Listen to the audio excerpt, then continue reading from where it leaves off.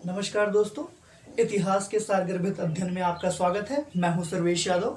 जैसे आपने पहले मेरे इतिहास की 2 वीडियोस देख ही ली हैं दोस्तों, अब उसी भाग को आगे बढ़ाते हुए मैं आपके सामने जो टॉपिक लेके आया हूं वह पहला डिवीज़न ले आया हूं भारत के इतिहास को समझने के लिए। बहुत ही आसान है दोस्तों, मैं बार बार कह रहा हूं कि भारत के इतिहास को समझना बहुत मुश्किल नहीं है। एग्जामिनेशन में अगर मार्क्स स्कोर करने हैं तो हमारे साथ जुड़े रहिए, एक भी नंबर बाहर नहीं जाएगा दोस्तों इतिहास से, ये मेरा वादा है। हमने आपको पिछली वीडियोस में बताया कि भारत के इतिहास को समझने के लिए सबसे पहले 2 भागों का वर्गीकरण किया गया था, पुरातात्विक स्रोतों के आधार पे और साहित्यिक स्रोतों के आधार पे। जबकि मैंने आपको दूसरा डिवीजन बताया कि भारत के इतिहास को भौगोलिक रूप में समझने के लिए इसको 3 भागों में बांटा गया, 3 कालों में वर्गीकृत किया गया। पहला था प्राग ऐतिहासिक काल, दूसरा आद्य ऐतिहासिक काल और तीसरा ऐतिहासिक काल। आज का जो हमारा टॉपिक है दोस्तों वो प्राग ऐतिहासिक काल से संबंधित है। हम एक एक करके धीरे धीरे इन टॉपिक्स को क्लियर करेंगे ताकि कोई भी चीजें कंफ्यूज ना करें आपको, क्योंकि आपका संदर्भ या आपको समझाना ही हमारा दायित्व है दोस्तों। अगर आपको समझ में आएगा नहीं तो उससे कोई फायदा होगा नहीं। आइए दोस्तों देखते हैं। तो भारत के इतिहास को कितने भागों में बांटा गया था समझने के लिए? भौगोलिक आधार पर 3 भागों में बांटा गया था दोस्तों। पहला मैंने बताया था प्राग ऐतिहासिक काल,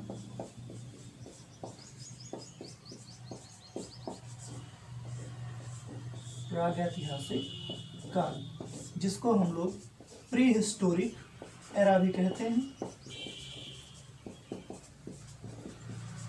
ये चीजें मैं पहले भी बता चुका हूं दोस्तों। दूसरा जो डिवीजन किया गया है वह आद्य ऐतिहासिक काल में किया गया है,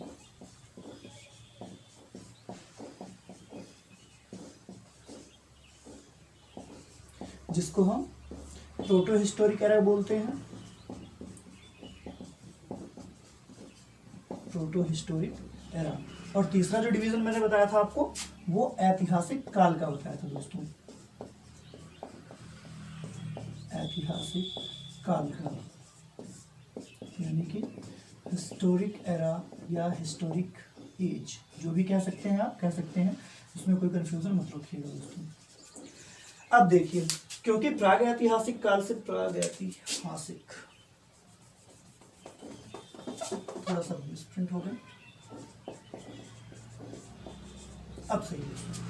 प्राग ऐतिहासिक काल से लेके ऐतिहासिक काल तक का जो विवरण है बहुत लंबा डिस्क्रिप्शन है, तो इनको छोटे छोटे भागों में समझेंगे। सबसे पहले हम क्लियर करेंगे अपना पार्ट 1 प्राग ऐतिहासिक काल, फिर पार्ट 2 आद्य ऐतिहासिक काल, उसके बाद पार्ट 3 ऐतिहासिक काल दोस्तों। तो आइए बढ़ते हैं प्राग ऐतिहासिक काल की तरफ। सब तैयार हैं? कॉपी और पेन साथ में लेके बैठिए दोस्तों, क्योंकि जो मैं पढ़ाऊंगा वो जान लीजिए एग्जामिनेशंस के जो से ही पढ़ाऊंगा और आपके एग्जामिनेशंस में प्रश्न पूछे जाएंगे दोस्तों। मैं जो भी कहूंगा एक एक शब्द आपके लिए एग्जामिनेशंस के क्वेश्चंस के बराबर साबित होने वाले हैं दोस्तों। तो कॉपी और पेन साथ में लेकर बैठिए। आइए बात करते हैं प्राग ऐतिहासिक काल की। मैंने जब पहली वीडियो डाली थी दोस्तों इस टॉपिक को लेके, इतिहास के विवरण को लेके, तो मैंने आपको बताया था कि प्राग ऐतिहासिक काल का जो डिस्क्रिप्शन है वो कितने वर्षों तक का डिस्क्रिप्शन माना जाता है। कमेंट्स करते रहें दोस्तों। अगर वीडियो अच्छा लगे तो लाइक करते रहे जरूर करिएगा। प्राग ऐतिहासिक काल, मैंने आपको बताया था कि प्राग ऐतिहासिक काल एक बहुत ही बड़ा डिस्क्रिप्शन है, तो इसको समझने के लिए हम इसको 3 भागों में वर्गीकृत कर लेते हैं। 3 भागों में कौन कौन से? पुरापाषाण काल,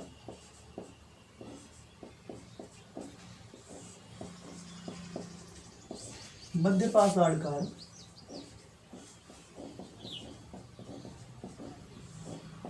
और नवपाषाण काल। नवपाषाण काल। अब दोस्तों प्राग ऐतिहासिक काल को इंग्लिश में बताने की तो आवश्यकता है नहीं, क्योंकि अभी थोड़ी देर पहले ही बताया क्या, प्री हिस्टोरिक एरा। पुरापाषाण काल को पैलियोलिथिक एज बोला जाता है।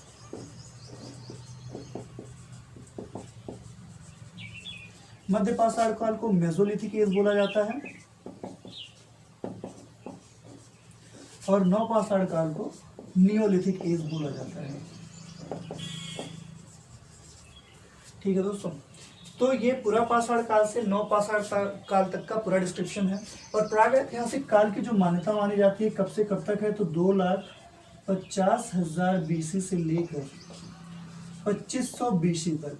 ये मैं टोटल डिस्क्रिप्शन बता रहा हूँ दोस्तों आपको, प्रागैतिहासिक काल के अब टोटल डिस्क्रिप्शन में बता रहा हूँ। कहाँ से, 2,50,000 BC से 2500 BC। इसका जो समय काल माना जाता है ये अज्ञात, यानी 2,50,000 BC से लेकर के 8,000 BC तक माना जाता है। ठीक है दोस्तों, यानी कि 8,000 ईसा पूर्व तक।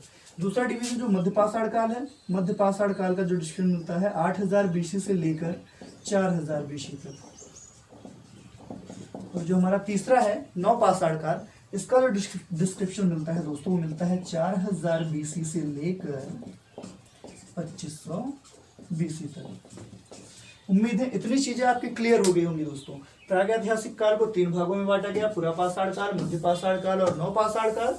पूरा पाषाण काल को पैलियोलिथिक, मध्य पाषाण काल को मेसोलिथिक और नव पाषाण काल को नियोलिथिक एज कहा जाता है। अब पूरा पाषाण काल का जो समय काल है वो अज्ञात काल से, यानी कि 2,50,000 ईसा पूर्व से लेकर 8,000 ईसा पूर्व तक माना जाता है। मध्य पाषाण काल का समय काल 8,000 ईसा पूर्व से लेकर 4,000 ईसा पूर्व तक माना जाता है। और नव पाषाण काल 4,000 ईसा पूर्व से लेकर 2,500 ईसा पूर्व तक माना जाता है। अब हम इन तीनों का डिस्क्रिप्शन एक ही बार में देख लेंगे दोस्तों, बहुत ज़्यादा नहीं जाएंगे, पर जो बताएंगे दोस्तों वो आपके एग्जामिनेशन व्यू से बहुत ही इंपॉर्टेंट है। तो वीडियो को हल्के में मत लीजिएगा, वीडियो पूरा देखिएगा और एक एक चीज़ों को नोट करते हुए चलिएगा, क्योंकि नोट करेंगे दोस्तों तभी चीज़ें क्लियर हो पाएंगी। आइए देखते हैं पूरा पाषाण काल। पूरा पाषाण काल को हम पाषाण काल भी कहते हैं। पहला पॉइंट बन गया आपका, पहला प्रश्न यहीं से उठा सकता है कि किस काल को पाषाण काल के नाम से जाना जाता है, पूरा पाषाण काल, मध्य पाषाण काल या नव पाषाण काल। तो पूरा पाषाण काल को पाषाण काल के रूप में जाना जाता है, क्योंकि पाषाण काल का पाषाण का जो अर्थ होता है वही होता है पत्थर, यानी कि एक ऐसा समय जो पूरी तरह से पत्थरों से घिरा हुआ था, उसी को हम पाषाण काल के रूप में जानते हैं। अब जब चारों तरफ पत्थर ही पत्थर रहेंगे तो जो जीव का उद्गम होगा वो छोटे छोटे जीव होंगे, जानवर होंगे। और जब मनुष्य का उद्भव हुआ तो मैंने आपको पिछली वीडियो में बताया कि रामापिथेकस बंदर से ही मनुष्य की प्रजाति स्टार्ट हुई है। रामापिथेकस 4 भागों में बटे, ऑस्ट्रेलोपिथेकस, होमो इरेक्टस, निएंडरथल और होमो सैपियंस जो आधुनिक मानव है। तो इन 4 भागों का डिस्क्रिप्शन अभी स्टार्ट नहीं हो पाया था। पूरा पाषाण काल में जो मानव था वह आदि मानव स्वरूप का था, और आदि मानव को तो जानते ही हैं आप, वो लोग मांस मछली खाना कितना पसंद करते हैं। तो पूरा पाषाण काल का जो स्वरूप था वो आखेटक के रूप में था, एक शिकारी के रूप में था। पहला पॉइंट बना है पूरा पाषाण काल से, कैसा स्वरूप था पूरा पाषाण काल का, आखेटक व खाद्य संग्राहक। अब भाई मान लो एक बार में ही मार के सारा भोजन खा लिए तो आगे क्या खाएंगे।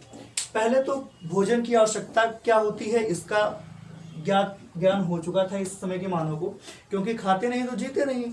तो भूख लगने की वजह से आखेट का जन्म हुआ, शिकार का जन्म हुआ, और यह जो पूरा पाषाण काल जो कन्वर्ट हो गया वह आखेटक व खाद्य संग्राहक काल के रूप में परिवर्तित हो गया। उस समय के मनुष्य को कुछ ज्ञात था नहीं, ना आग का ज्ञान था, ना फसलों का ज्ञान था, तो लेखन कला का ज्ञान कहाँ से होगा। इन सब का कोई भी ज्ञान उस समय के मानव में नहीं था, ना आग जलाना जानता था, ना फसलों के बारे में जानता था, ना कोई लेखन कला का ज्ञान था। तो इसलिए जो इस काल की हमें जानकारी मिलती है, यानी जो विवरण हमें मिलते हैं वो कहाँ से मिलेंगे, खुदाई से प्राप्त साक्ष्यों से।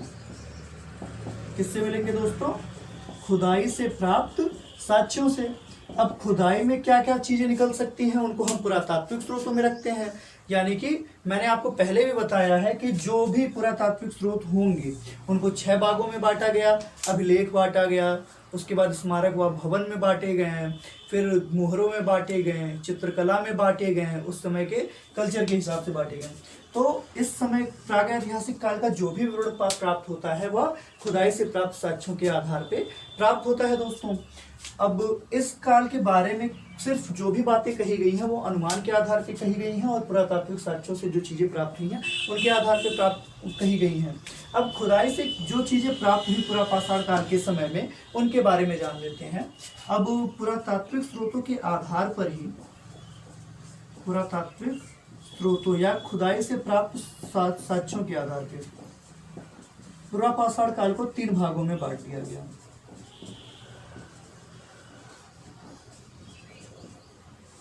पुरापाषाण काल के पुरातात्विक स्रोतों के आधार पर वर्गीकरण 3 भागों में इसको बांटा गया। पहला था निम्न पुरापाषाण काल, यानी कि लोअर पैलियोलिथिक एज। दूसरा था मध्य पुरापाषाण काल,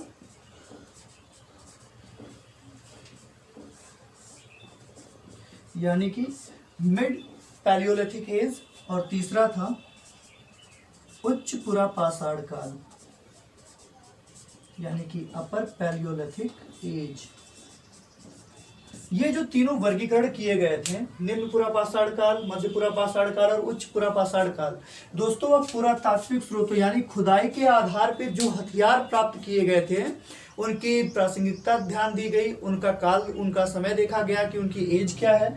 उसके आधार पे 3 भागों में वर्गीकृत कर दिया गया। अब होता क्या है कि इन तीनों कालों में जो हथियारों का बनावट था, या निएंडरथल मानव को हथियारों का जन्मदाता कहा जाता है, हथियारों को बनाने का जो श्रेय जाता है वो निएंडरथल मानव को जाता है।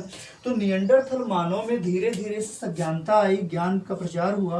तो जैसे जैसे उनके ज्ञान बढ़ते गए वैसे वैसे हथियारों के स्वरूप भी बदलते गए। पहले निम्न पुरापाषाण काल में जो हथियार बने होते थे वो कुछ इस आकार के चौड़े चौड़े होते थे। इनके ऊपर का जो सिरा होता था वो एकदम मैदान की तरह होता था। वो सिर्फ पत्थर चलाकर किसी का शिकार करने का प्रयोग करते थे। लेकिन जब मध्य पुरापाषाण काल में पहुंचते हैं तो यही ऊपर का सिरा हल्का सा नुकीला होने की तरफ अग्रसर होने लगता है। उच्च पुरापाषाण काल में थोड़ा सा और परिष्करण आता है, लेकिन पूरी तरह से हथियारों के बारे में, हथियारों को बनाने का ज्ञान इस समय नहीं हो पाया था। हथियारों में लगातार परिवर्तन तो हो रहा था, बनावट लगातार प्रभावित हो रही थी, लेकिन वास्तविकता ये है कि उस समय के मानव को पूरी तरह से हथियार बनाने का ज्ञान नहीं हो पाया था। ठीक है दोस्तों, तो हमने पुरापाषाण काल में क्या पढ़ा? इसका जो समय काल है वह अज्ञात से लेकर 8000 ईसा पूर्व तक है। जिसको किस स्वरूप में जाना जाता था? आखेटक व खाद्य संग्राहक के रूप में। उस समय के लोगों को आग, फसलों और लेखन कला की कोई भी जानकारी नहीं थी। उसका विवरण जो हमें प्राप्त होता है, इस काल का विवरण जो हमें प्राप्त होता है वो खुदाई से प्राप्त साक्ष्यों के आधार पर प्राप्त होता है। पुरातात्विक स्रोतों या हथियारों के आधार पर पुरापाषाण काल को 3 भागों में बांटा गया है: निम्न पुरापाषाण काल, मध्य पुरापाषाण काल और उच्च पुरापाषाण काल। ये इनका जो भी वर्गीकरण किया गया है दोस्तों, वह किस आधार पे किया गया है? सिर्फ और सिर्फ प्राप्त हथियारों के आधार पे किया गया है। अब आपसे जो पुरापाषाण काल से प्रश्न पूछा जाएगा वो इस प्रकार से पूछा जाएगा कि वह कौन सा काल है या वह कौन सा समय था जिस समय के लोगों को आखेटक व खाद्य संग्राहक के रूप में जाना जाता था। आपके पास ऑप्शन होगा पुरापाषाण काल, मध्य पाषाण काल, नवपाषाण काल या ताम्रपाषाण काल। तो आपका आंसर क्या होगा? पुरापाषाण काल के लोगों को पूछा जाएगा कि निम्न पुरापाषाण काल के लोग सबसे अधिक परिष्कृत हथियार प्रयोग करते थे, या मध्य पुरापाषाण काल के लोग, या फिर उच्च पुरापाषाण काल के लोग। तो आप बताएंगे कि पुरापाषाण काल में वर्णित उच्च पुरापाषाण काल के लोग पहले की अपेक्षा, दूसरों की अपेक्षा बहुत ही अधिक परिष्कृत हथियारों का प्रयोग करते थे। दोस्तों क्लियर है इतनी चीजें? अब बढ़ते हैं हम मध्य पाषाण काल की तरफ। चीजों को नोट करते हुए चलिएगा दोस्तों, बहुत ही मजा आएगा।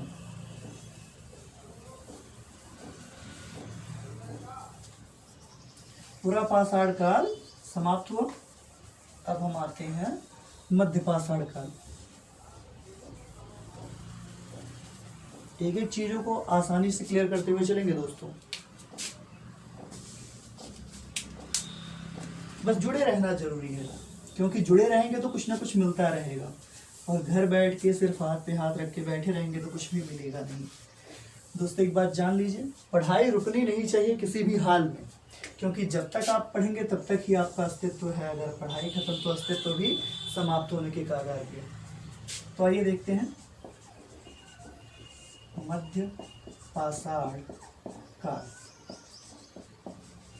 इसकी जो समय काल बताया जाता है वो मैंने आपको बताया 8000 BC से लेके यानी कि 8000 ईसा पूर्व से लेके 4000 ईसा पूर्व तक माना जाता है। अब पुरापाषाण काल की अपेक्षा बहुत बड़ा परिवर्तन हुआ मध्य पाषाण काल में। उस समय का जो मानव था वह सिर्फ और सिर्फ शिकार पर आश्रित था, यानी कि लोगों दूसरे जीव को मारकर अपने भोजन को प्राप्त करता था, उसका संग्रह करता था, उसी को खाकर अपना जीवन यापन करता था। लेकिन मध्य पाषाण काल में क्या हुआ, मनुष्य थोड़ा जागरूक हुआ और जागरूक होने के बाद उसने शिकार तो किया ही किया, क्योंकि अभी भी उसे पूरी तरह से फसलों की कोई जानकारी प्राप्त नहीं थी। वह शिकार करता था, जंगलों में घूमता रहता था, तो जो भी फल फूल कंदमूल फल फूल मिलते थे उनको खाकर अपने पेट को भर लेता था। पर आखेटक के साथ साथ उसने एक और कार्य किया, वह किया पशुपालन का कार्य। अपने आवश्यकता के अनुसार मनुष्यों ने मध्य पाषाण काल में शिकार के साथ साथ पशुपालन को भी महत्व दिया, और इसके साथ साथ जो बर्फीले क्षेत्रों में मानव रहते थे उन्होंने मछली पकड़कर अपना जीवन यापन करना शुरू कर दिया था। अब देखिए दोस्तों कितना बड़ा परिवर्तन हुआ पुरापाषाण काल की अपेक्षा मध्य पाषाण काल में। मनुष्यों ने शिकार किया, पशुपालन किया और मछली पकड़ना भी सीख लिया, यानी कि मछली को मारकर भी खा लेते थे। उस समय भी आग का पूरी तरह से इनको जानकारी नहीं था, यानी कि आग का प्रयोग क्या करना है, समुचित प्रयोग नहीं पता था। तो सबसे बड़ा परिवर्तन जो हुआ, आखेटक के साथ पशुपालन व मछली पकड़ना प्रारंभ हुआ। अब अगर आप देखते हैं दोस्तों, भारत की संरचना के आधार पर अगर देखा जाए तो जो ये पश्चिमी क्षेत्र है हमारा, यानी कि राजस्थान एमपी से होकर उत्तर प्रदेश और पूर्वोत्तर क्षेत्र, जितने भी पूर्वोत्तर क्षेत्र हैं हमारे पास, उनकी तरफ देखा जाए तो उधर के क्षेत्रों में ही यह विस्तार बहुत अधिक हुआ, और सबसे अधिक विस्तार कृष्णा नदी के तट पर हुआ। मध्य पाषाण काल के लोगों की अधिक जो स्थितियां पाई गई वो कृष्णा नदी के तट पर पाई गई दोस्तों। अब देखिए राजस्थान में और मध्य प्रदेश में इसका बहुत ही अधिक बड़ा प्रभाव देखने को मिला। वास्तविकता तो यह है दोस्तों कि राजस्थान का जो बागौर जिला है और मध्य प्रदेश में जो आदमगढ़ जिला है, यहाँ से हमें पशुपालन का ज्ञान प्राप्त होता है, पशुपालन के साक्ष्य प्राप्त होते हैं। आदमगढ़ राजस्थान के बागौर जिले से और मध्य प्रदेश के आदमगढ़ जिले से पशुपालन के पूर्ण साक्ष्य प्राप्त होते हैं। इसीलिए माना जाता है कि जो मध्य पाषाण काल का मानव था वह आखेटक के साथ पशुपालन व मछली पकड़कर अपने जीवन को व्यवस्थित करता था, चलायमान बनाए रखता था। अब इतनी चीजें हो गई दोस्तों, इसमें अगला परिवर्तन क्या हुआ वो भी देख लेते हैं हम।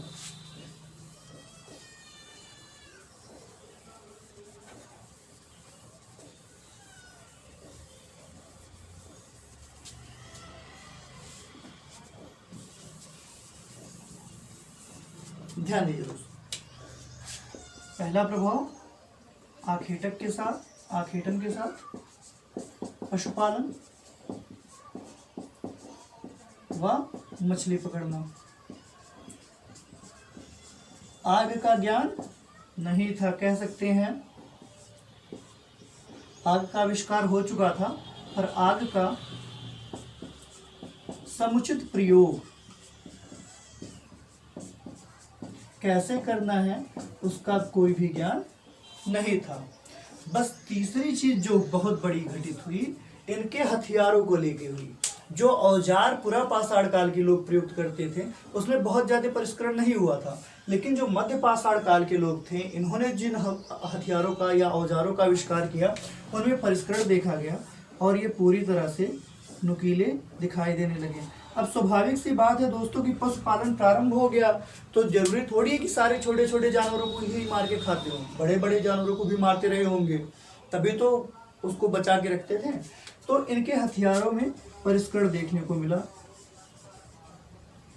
खुरचनी वेधनी इन सबों का एक अलग ही परिष्करण देखने को मिला दोस्तों। तो यानी कि अगर कहा जाए कि किस मानव ने सबसे अधिक परिष्कृत औजारों का प्रयोग किया या औजारों का निर्माण किया, तो मध्य पाषाण काल के मानव ने किया। और सबसे पहले जो साक्ष्य मिलते हैं पशुपालन के वो कहाँ से मिले हैं, राजस्थान के बागौर जिले से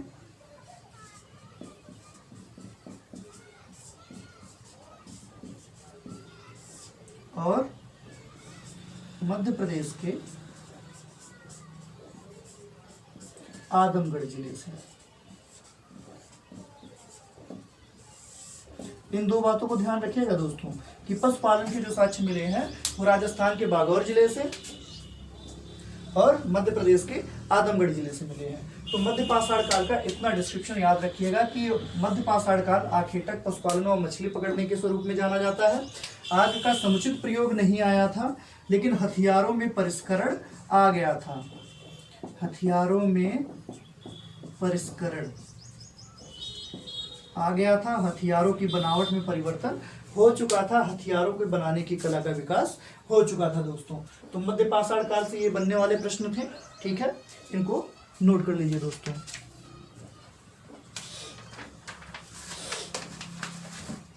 आइए बढ़ते हैं नव पाषाण काल की तरफ।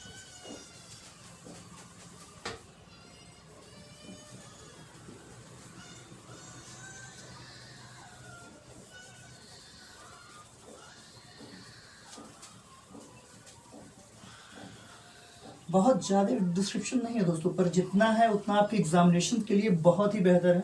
आगे से जो वीडियोस मैं बनाऊंगा, इतिहास का जो नया सेशन स्टार्ट होगा मेरा, उसमें चीज़ें एकदम ऑप्शनल की दृष्टि से रहेंगी। एकदम ही आप जान लीजिए कि उसको पढ़ने के बाद आप मेंस एग्जामिनेशन में भी बैठ सकते हैं, चाहे वह यूपीपीसीएस का मेंस एग्जामिनेशन हो या फिर यूपीएससी का मेंस एग्जामिनेशन हो दोस्तों। बस जुड़े रहिए और अधिक से अधिक लोगों को जोड़िए।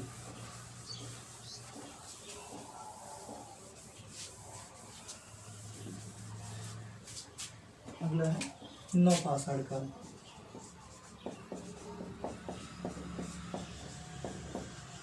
नव पाषाण काल को किस नाम से जानते हैं इंग्लिश में? Neolithic age. समय काल क्या है यह भी बता चुका हूँ, 4000 ईसा पूर्व से लेकर 2500 ईसा पूर्व तक। दोस्तों इन चीजों को छोड़िए मत, ये सभी चीजें कॉमन है और ये पूछी जाती हैं, आपसे पूछी भी जाएंगी, तो इन बातों को जरूर ध्यान रखिएगा। अब नियोलिथिक एज में क्या होता है कि सबसे पहला जो बड़ा परिवर्तन होता है कि आग का प्रयोग, या कह सकते हैं आग का समुचित प्रयोग किसने किया? मानवों ने। अब इस समय नव पाषाण काल के मानव को पता था कि आग को कैसे जला सकते हैं, आग का प्रयोग हम किन रूपों में कर सकते हैं, या फिर आग का कहाँ कहाँ इस्तेमाल किया जा सकता है। आग का समुचित प्रयोग नियोलिथिक एज में शुरू किया मानव ने। दूसरा जो सबसे बड़ा कार्य हुआ वह हुआ पहिए के आविष्कार का। पहिए का जो आविष्कार हुआ वह कब हुआ? नव पाषाण काल में हुआ। कई बार पूछा जा चुका है कि आग का समुचित प्रयोग मनुष्य ने किस काल में सीखा, पहिए के आविष्कार सर्वप्रथम किस काल में हुआ। तो इन चीजों को ध्यान रखिएगा दोस्तों, ये छोटी चीजें जरूर हैं पर दिमाग से उतर जाती हैं और दिमाग से चली जाती हैं, तो फिर एक प्रश्न हमारा छूट जाता है। तो आग का समुचित प्रयोग नव पाषाण काल में, पहिए का आविष्कार नव पाषाण काल में। और जो तीसरा सबसे बड़ा परिवर्तन हुआ, अब वो देखिए, आखेटक तो पहले से ही करता था, शिकार मनुष्य पहले से ही करता था, फिर इसने पशुपालन भी किया। अब पशुपालन के साथ साथ मनुष्य अस्थायी होने लगा था, एक जगह रुकने लगा था। अब एक जगह रुकेगा तो सदैव जरूरी थोड़ी है कि जहां पे रुका हो वहां से कंद मूल फल फूल हमेशा मिलते ही रहे। तो यहाँ पे मनुष्यों को कृषि का भी ज्ञान हुआ, यानी कि नव पाषाण काल में आखेटक, पशुपालन और कृषि तीनों अपने चरमोत्कर्ष पे हुए। लेकिन ध्यान दीजिएगा, मध्य पाषाण काल जब भी आप पढ़ेंगे दोस्तों, तो मध्य पाषाण काल का जो भी समय था उसमें सिर्फ और सिर्फ आखेटन था और पशुपालन था। जबकि जब हम नव पाषाण काल की तरफ आते हैं दोस्तों, तो नव पाषाण काल में सबसे अधिक आखेटक व कृषि था। यानी कि मध्य पाषाण काल को पशुपालन के लिए जाना जाएगा और नव पाषाण काल को कृषि के लिए जाना जाएगा, क्योंकि ये सबसे बड़े परिवर्तन थे जिसकी वजह से एक काल दूसरे काल के रूप में रूपांतरित हुआ। अगर आप ध्यान से देखें, गौर करें इस बात पे, जब भी एक नए एरा का प्रारंभ हो रहा है, एक नए एज का प्रारंभ हो रहा है, तो कुछ चीजें बढ़कर सामने आ रही हैं, यानी कि बहुत बड़े परिवर्तन के बाद ही आ रही हैं। पूरा पाषाण काल में क्या था, मनुष्यों ने हथियार बनाना प्रारंभ किया, हथियार बनाना सबसे बड़ा परिवर्तन हुआ, तो इंसान मध्य पाषाण काल में पहुंच गया। मध्य पाषाण काल में उसने सबसे बड़ा कार्य किया, पशुपालन प्रारंभ किया।